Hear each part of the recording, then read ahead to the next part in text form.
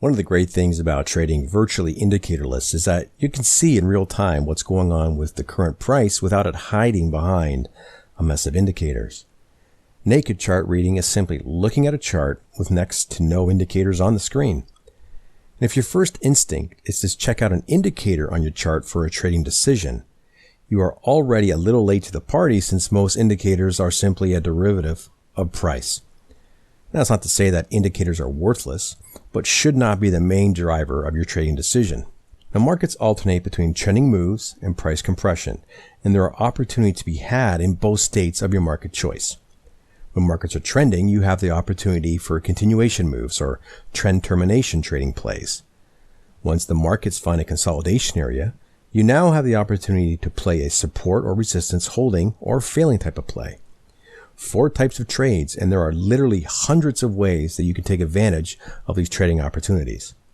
In this chart here, there's a move that we see time and time again because it's the nature of the markets.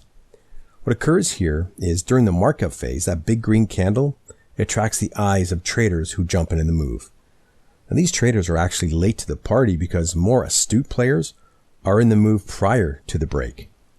You'll notice in the accumulation area, immediately prior to the break, we have price sitting up against resistance in a 2-candle range.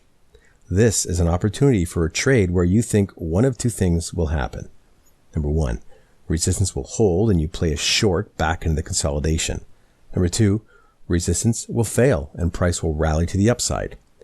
And while some traders will use a rate of change indicator or something else to show momentum, you can drop to lower time frames and see what the actual price on the chart is telling you. You can drop to lower time frames and see what type of structure is playing out in that time frame. Is it more bullish, indicating a higher probability of a resistance fail? Is price starting to put in upper shadows and lower lows, indicating that the bears have control? We can also look at the current chart and gain a rough idea of how the lower time frame played out in the move just before the breakout. On the left side, we have a trading channel, and at the bottom, we have what could be considered a failure test of the lows of the channel. We would consider that to be a bullish sign in this context. Now on the right side, I've drawn what I think the lower time frame would look like. Price is put in a bullish structure as well as an unconfirmed higher low and a double bottom. Now given the bias is to the long side, it's a worthwhile play to get a trade on prior to the potential break of resistance and mitigate your risk with a protective stop. You can learn more about that kind of trade right here. So after price breaks out, breakout traders and those waiting to see bull interest pile into the trade. Is it overbought? Oversold? Well, at this point, it doesn't really matter. Using just the naked chart, we have a level of resistance sitting above the current run in price. Now, this doesn't mean that price will fail to continue, but it does mean that we should be alert to what price does at this level. Being on alert and having the ability to read the forming structure can give you a profit exit long before everyone else rushes to the exits. Now, traders will pop on oversold or overbought indicators, momentum indicators, or some other derivative of price, but will fail to watch the price action unfold and what it will leave behind. Here's a key point. When I say price action, I'm referring to the action of price, but more importantly, the structures that it will leave behind. After the big candle, we start to see some reversal candles setting up in the area of resistance. Notice the long shadows on these 2 candles, with one being longer than the other. Traders are still buying even though it was a resistance area and long top shadows were being printed on the candles. Price fails and there's another push up towards resistance, but you can see the structure that's printing doesn't point to bull strength. After a period of sideways action, we see a final spike in the white box there into the resistance level and the bottom just falls out. And if those longs didn't bail, they're in pretty serious trouble right now. There was no reason to hold on when it was obvious that the move was in trouble long before price broke to the downside. Another key point, we can either have a trend termination type of trade or a resistance holding trade set up here. Once price broke into the top range, what would you expect to happen for an up move to continue? Increased buying. What do we get? The opposite. Price range with higher bear interest than bull interest. Is that conducive to a sustained up move? It isn't.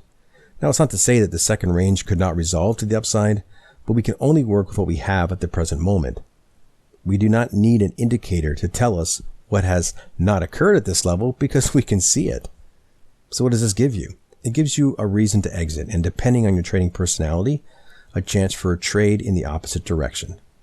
We know exactly where we would be wrong on a short, so our stop is pretty easy to place.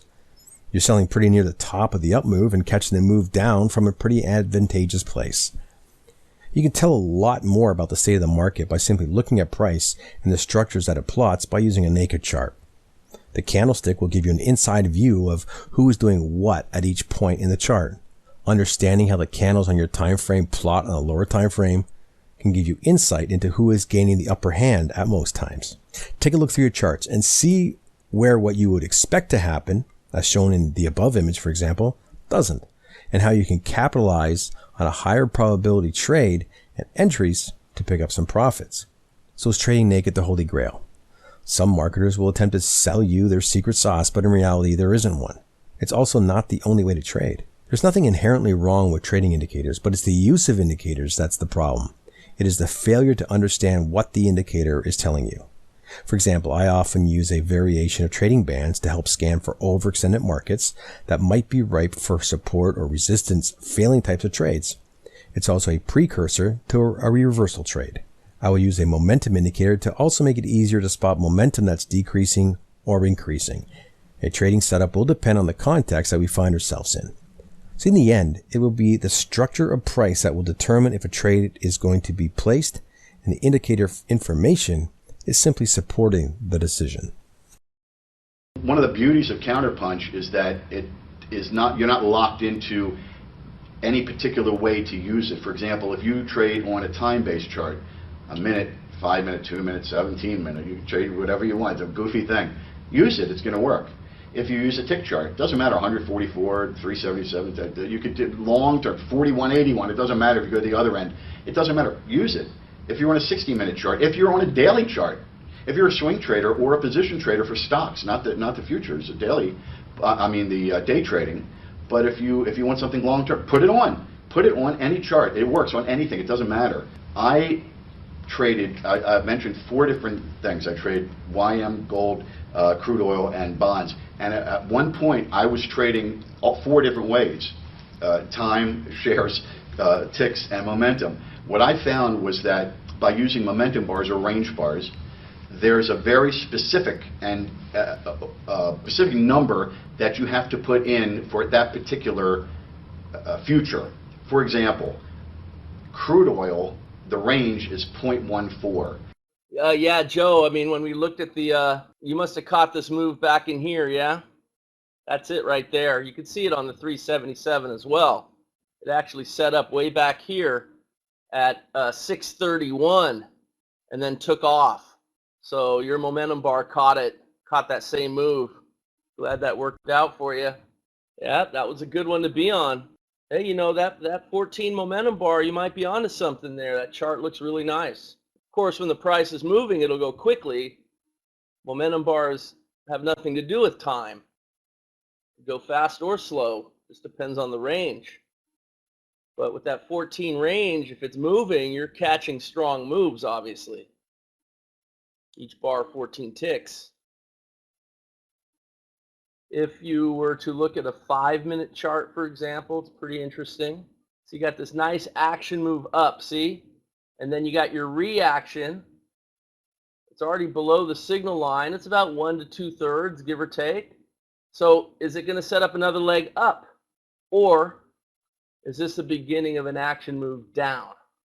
That's what we don't know. But if you're just going action, reaction, subsequent action type of thing, there's your action. There's your reaction, about 1 to 2/3, well, 1/3 in this case. And at the second action, which tends to mirror the first action, you can kind of put it here more or less. And if it is going to go higher, give you a pretty good idea of where it might be going. The 5-minute chart reveals kind of the thing. You can see the long on the 5-minute chart. That was the trade that Joe was talking about. He got in with this 14 momentum bar, but you can see it didn't matter.